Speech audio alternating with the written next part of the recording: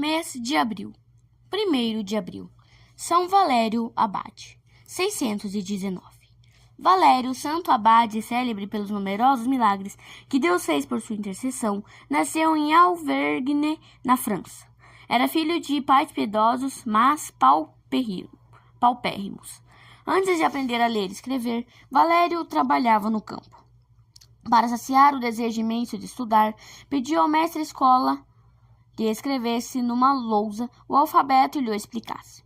Como tivesse muito tempo, por própria iniciativa, começou a ler e escrever, e em poucas semanas fazia a leitura já bem regular.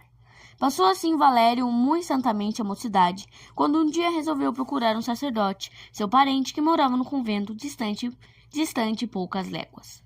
A vida regular tanto lhe agradou, que manifestou desejos de lá ficar.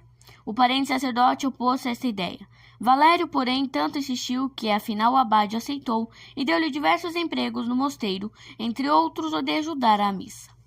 O jovem, satisfeitíssimo com esta nova colocação, cumpria as obrigações com a máxima pontualidade e perfeição, do modo que o abade, com unânime consentimento, o recebeu na comunidade. Como religioso, continuou a dar a todos o exemplo mais perfeito. Depois de alguns anos, foi transferido para um outro convento, que se achava debaixo da direção de São Columbano. A obediência ordenou a Valério zelar a horta, incumbência a qual se dedicou com todo amor. Era por todos notado que não mais apareciam as pragas de lagartas e de outros insetos nocivos, que ano por ano estragavam as plantações e que ainda visitavam as hortas dos vizinhos. Columbano atribuiu a santidade de Valério. A Valério, por sua vez, ficou neste fato uma recompensa dos grandes merecimentos de Columbano. Notando que os religiosos começavam a tratá-lo com demasiada deferência, pediu ao abade licença para estabelecer-se em outra parte.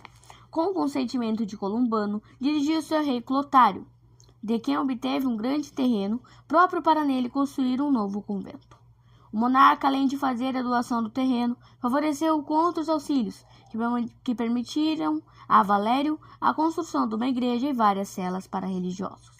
De todas as partes do país afluíram moços e velhos, desejosos de dedicar-se à vida religiosa, sob a direção do santo homem.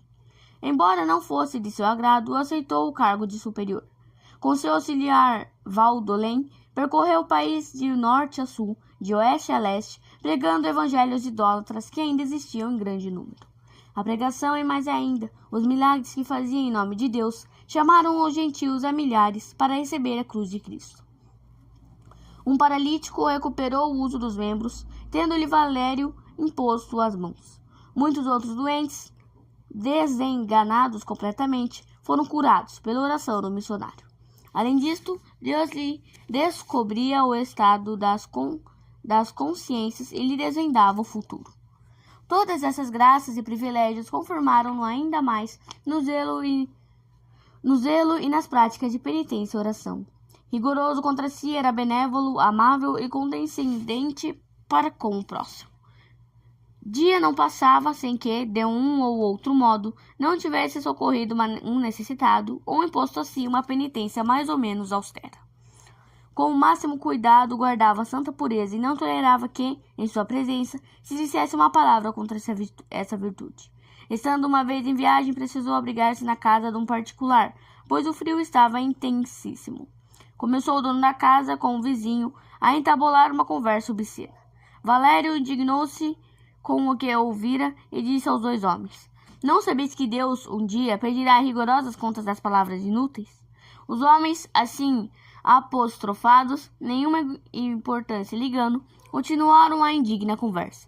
Valério disse-lhes então: Eu entrei nesta casa para me esquentar um pouco. Prefiro, porém, expor-me novamente ao frio, a ouvir vossa conversa indecorosa. Eu bem vos avisei. O resto vereis.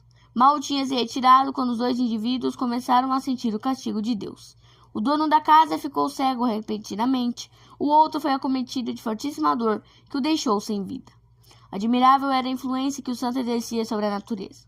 Passando pela floresta, viam as aves com encantadora intimidade pousarem-lhe nas mãos, nos ombros e na cabeça, mostrando especial prazer quando Valério as acariciava e lhes falava. Valério morreu em 619, cheio de santidade e de merecimentos. A milhares de pagãos abriram o céu e a muitos religiosos, leigos e sacerdotes consolidada na fé e santidade. Reflexões. Primeiro, São Valério castigava rigorosamente aqueles que tinham conversas indecentes ou fugia da presença dos mesmos, se não lhe era possível impor-lhe silêncio. Nunca tua língua se preste a conversas desse gênero, e foge das pessoas que ofendem a pureza do coração com palavras. Tanto pega aquele que diz coisas indecorosas, como aquele que com prazer as escuta. A boca do homem que fala palavras impuras é semelhante a um túmulo aberto que abriga cadáveres em decomposição. O mau cheiro espalha doença e morte. São Teodoreto. Orígenes chama conversas impuras sementes do demônio que produzem toda sorte de pecados e vícios. Não sabeis, meus senhores, perguntava São Valério, que Deus um dia pedirá rigorosas contas das palavras inúteis? Se Deus pede contas de toda palavra que se fala, quanto mais rigoroso será o juízo das conversas indecorosas que tanto mal produzem na alma dos que as ouvem? A eles deve em todo rigor ser aplicada a palavra de Jesus Cristo. Ai de vós que agora rides, porque é a vez de gemer e chorar. Lucas capítulo 6, versículo 25.